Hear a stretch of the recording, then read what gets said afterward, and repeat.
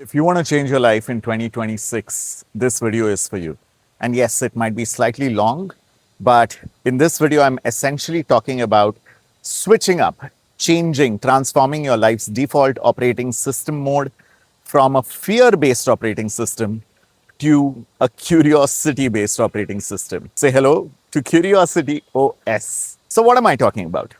Well, I'm pretty sure at some point you must have felt scared. When I do my personal branding workshops called KIT, I focus a lot about this. I ask the attendees a whole bunch of self reflective questions. You can't really build a successful personal brand if you're not aware about who you are, what your motivations are, what causes you to take the decisions that you take.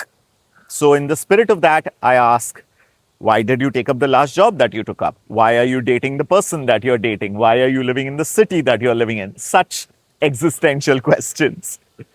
And a lot of times, in fact, almost 99.9% of the times, the answers, the responses that come are because of some compulsion, some constraint, which I call a fear based decision making matrix. The thing is, fear shrinks you, it makes you small. Fear based statements are, I would like to do something else, yeah, but I have these compulsions. I have this EMI to pay, I have this home loan or this car loan. It's fine for the other people who are doing out of the box things. They may have a lot of savings, or their papa might have a lot of money, or all this is not for me. I'm fine with my routine. I love my routine. I don't want to disrupt. Why fix something that is not broken?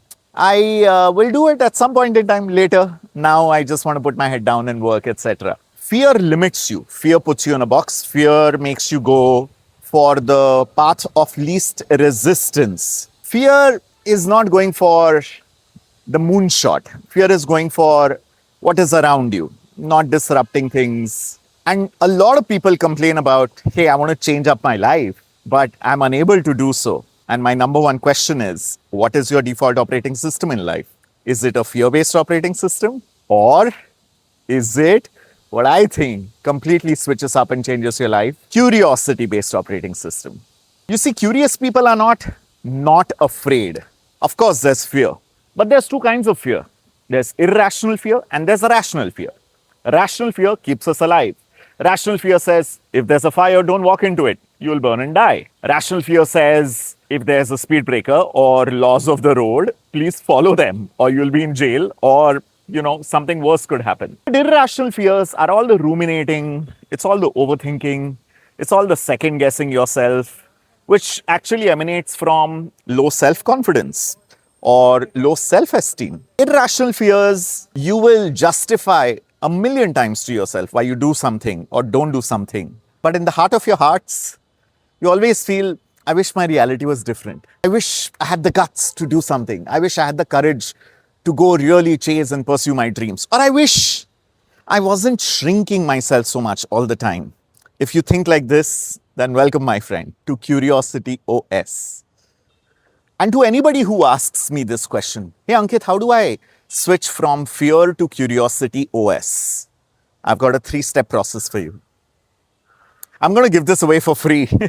I'm not going to be like those people who gatekeep this or paywall this, because nothing that I'm saying is brand new. Humanity has already produced all the incredible knowledge, wisdom, insights that needs to be produced. It is our ability to execute this knowledge that makes us good or great or average. It's only that. Number one step. Just like a doctor has a 3-step process, I have a 3-step process. Diagnosis, prognosis, prescription. Diagnosis. Are the decisions that I'm taking emanating from fear? Is fear the governing emotion guiding my decisions? That's number one question. And if it is, congratulations, your diagnosis is now complete and accurate. Now that you've diagnosed it, how do you switch things up? What is the prognosis? How do we fix it? Well, there are a few steps for that as well. First up, identify what area of your life are you feeling most stuck in. Write that down, pen on paper. No smart devices, no screens, no distractions, no notifications. And then decide, what is an adjacent activity that I can do to build confidence? Let me explain that. So let's say I'm stuck in a job that doesn't really satiate me creatively, does not motivate me, makes me feel drained. I don't really have the most amazing bosses or teams or exciting work, but I can't necessarily switch up my job because obviously I have financial responsibilities, social responsibilities, family is depending on me. I need to save money for myself and my future, all of that. Totally valid. But instead of you feeling stuck and thinking that you can't do anything, let's do something. Is there a skill that you want to learn or upgrade and you haven't done because of inertia, lack of time, whatever other reason? Pick up that skill. Is it driving you want to learn? Sign up for that driving school. Is it swimming you want to learn? Sign up for the swimming class. Is it cycling you want to learn? Do that. Learn a brand new skill. Remember, an adjacent skill. Why am I doing that? It's very important brain science. You see, when you identify something that you have zero knowledge in or very limited knowledge in, and you actively start learning that skill, then you're upgrading your knowledge, upgrading your skills. You're signaling to your brain, hello, brain, we don't know enough about this. Hello, brain, we're going to learn about this. Hello, brain, now we know enough about this and we are proficient in this. So what you're doing is building a muscle memory and signaling to your brain that you are capable of learning that which you don't know. And that builds confidence.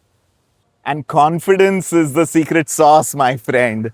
Most of you are unable to chase a life of curiosity, of fun, of joy, of adventure, of thrill, of pleasure because we lack confidence. And everybody is like, how do I build confidence here? Here's a simple trick. Identify something you want to do, sign up for a class or learn that skill in a limited time period. Don't take infinite amount of time for it. That will erode confidence, not build confidence. It's like your New Year resolution of going to the gym. You sign up for a 1-year membership, show up for 2 days, 2 weeks, and then you fall off the wagon. Why? Because the objective is so large that it becomes difficult. So tiny objective, limited amount of time period, tight deadline, and you have to show up. But motivation and willpower is overrated, my friend. We leave so many things on our willpower that it's like an overdraft. We are pouring from empty now. Willpower is far exhausted. So then, what else do you count on if not willpower? Our ancestors knew the answer to it. But we thought because we are new and modern, we are better than that. It's okay, happens to every generation. I'm a huge advocate of thousands of year old ancient Indian wisdom. And ancient Indian wisdom, ancient Asian wisdom, Mayan wisdom, South American, Latin American, indigenous tribal wisdom dictates you are not alone. Unfortunately, the Kool-Aid that we all drink is the Western Kool-Aid of hyper-individualism. You alone are like this one finger, very vulnerable, can achieve a little bit, but not too much. But if you want to achieve a lot more, if this one finger meets all the other fingers and become a fist, much more powerful, much more forceful, much more strong, much more resilient, less vulnerable. The secret sauce is in a village, a literal or a metaphorical. You're not supposed to be alone. You're supposed to be with a village, with our tribe, with our community. But we have told ourselves that the definition of success is to do everything alone, is to move away from your community, move away from your tribe, to find yourself so lonely and so alone, and then struggle and strive to defeat it. Why? Fool's errand. So, find your community, find your tribe, because willpower and motivation is overrated. When you're with the right set of people who build you up, uplift you, motivate you, inspire you, instead of pull you down, the work becomes less, the work becomes manageable. Confidence building is easier because a lot of times we are extremely harsh on ourselves. And when somebody else sees the goodness in us, sees the talent in us, we are also like, huh? Really?